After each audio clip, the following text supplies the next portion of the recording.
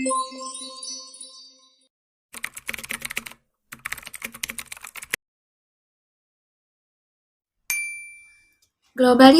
adalah kata serapan dari globalization. Secara bahasa, global memiliki arti mendunia atau secara keseluruhan, sedangkan ization memiliki makna yang merujuk pada suatu proses. Menurut KBBI atau Kamus Besar Bahasa Indonesia, globalisasi adalah proses masuknya ke ruang lingkup dunia. Sedangkan secara harfiah, globalisasi adalah proses sesuatu yang mendunia, baik berupa informasi, pemikiran, gaya hidup, dan teknologi. Sedangkan pengertian secara umum, globalisasi yaitu adalah proses interaksi dan integrasi di antara masyarakat, perusahaan, dan pemerintahan dari negara atau bangsa yang berbeda. Ciri-ciri globalisasi ada 4. Yang pertama yaitu konsep jarak, ruang, dan waktu yang sudah berubah. Kehadiran teknologi seakan menghapus batasan ruang dan waktu bagi kita untuk mengakses sebuah informasi. Kemajuan dalam bidang transportasi juga membuat jarak ratusan atau ribuan kilometer dapat ditempuh dengan waktu beberapa jam atau hari saja. Yang kedua, yaitu ketergantungan dalam bidang ekonomi dan perdagangan. Kegiatan perdagangan antar negara semakin mudah berkat adanya globalisasi. Organisasi semacam World Trade Organization atau WTO juga memegang peranan penting agar dua negara dapat bertransaksi dengan mudah. Yang ketiga, yaitu interaksi kultural yang meningkat. Mudahnya mengakses berbagai pengetahuan baru akan semakin melancarkan kegiatan perkenalan budaya dari luar. Dan yang keempat, yaitu meningkatnya masalah bersama. Masalah yang terjadi dalam suatu negara akan bisa menjadi perhatian dunia internasional dikarenakan semakin mudahnya sebuah informasi tersebar melalui berbagai macam perkembangan teknologi.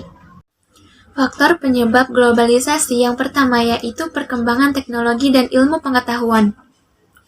Perkembangan teknologi dan ilmu pengetahuan ini merupakan faktor penyebab globalisasi eksternal.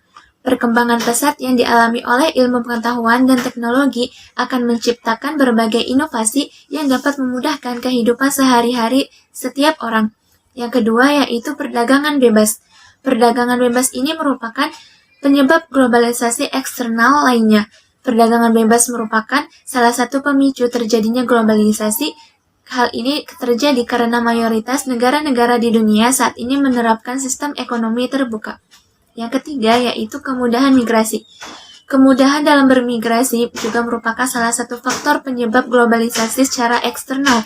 Banyak orang sekarang ini bermigrasi dari suatu negara ke negara lain untuk berbagai keperluan seperti menuntut ilmu, bekerja, berwisata, dan lain sebagainya. Yang keempat yaitu kerjasama atau hubungan antar negara. Faktor penyebab globalisasi yang tak kalah penting yaitu kerjasama atau hubungan antar negara ini. Contohnya saja Indonesia yang bekerja sama dengan negara-negara lain, baik itu hubungan bilateral, multilateral, maupun internasional. Yang kelima yaitu peran lembaga internasional. Peran lembaga internasional seperti PBB, IMF, WHO, ASEAN, WTO, dan lembaga-lembaga internasional lainnya membuka peluang bagi setiap negara untuk duduk bersama untuk membahas masalah-masalah negara maupun perkembangan internasional. Hal ini juga bisa menjadi faktor penyebab globalisasi. Yang keenam yaitu perkembangan HAM. Faktor penyebab globalisasi berikutnya adalah perkembangan HAM di berbagai belahan negara di dunia. Perkembangan hak asasi manusia atau HAM menuntut kepedulian masyarakat internasional untuk turut mempengaruhi upaya perlindungan maupun penegakan HAM. Hal ini juga bisa dilihat dari permasalahan HAM yang masih cukup sering terjadi di Indonesia. Yang ketujuh yaitu perkembangan cara berpikir pendidikan masyarakat. Masih mengenai seputar ilmu pengetahuan, faktor penyebab globalisasi secara internal yang pertama adalah perkembangan cara berpikir dan pendidikan masyarakat. Hal ini membuat masyarakat semakin kritis terhadap berbagai informasi dan perkembangan dunia. Yang kedelapan yaitu ketergantungan terhadap negara lain. Faktor penyebab globalisasi satu ini biasanya dialami oleh negara berkembang. Negara yang berkembang sangat membutuhkan barang-barang dan jasa dari negara maju untuk membangun negerinya. Demikian pula negara-negara maju perlu menjalin hubungan komunikasi dengan negara-negara lain guna mengekspor guna mengekspor produk atau barang-barangnya. Dan yang terakhir atau kesembilan yaitu kebebasan pers atau media. Kebebasan pers atau media sangat berperan penting dalam era globalisasi ini. Hal ini disebabkan karena pers atau media merupakan penghubung antara sebuah negara dengan masyarakatnya ataupun negara dengan negara lainnya. Strategi bangsa Indonesia dalam menghadapi tantangan globalisasi bisa dilakukan dalam berbagai aspek, seperti aspek budaya. Bisa dilakukan upaya-upaya dalam menghadapi globalisasi. Yang pertama dengan cara menyaring setiap budaya asing yang masuk ke Indonesia untuk diadaptasi dan digunakan bersama-sama. Yang kedua, mempromosikan budaya asli Indonesia ke kancah internasional untuk menumbuhkan rasa cinta budaya Indonesia.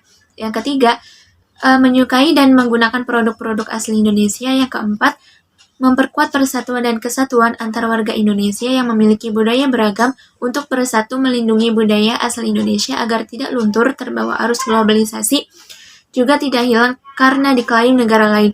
Yang kelima yaitu mematenkan setiap budaya Indonesia serta mempublikasikannya agar tetap terjaga dan menjadikan masyarakat Indonesia bangga memilikinya.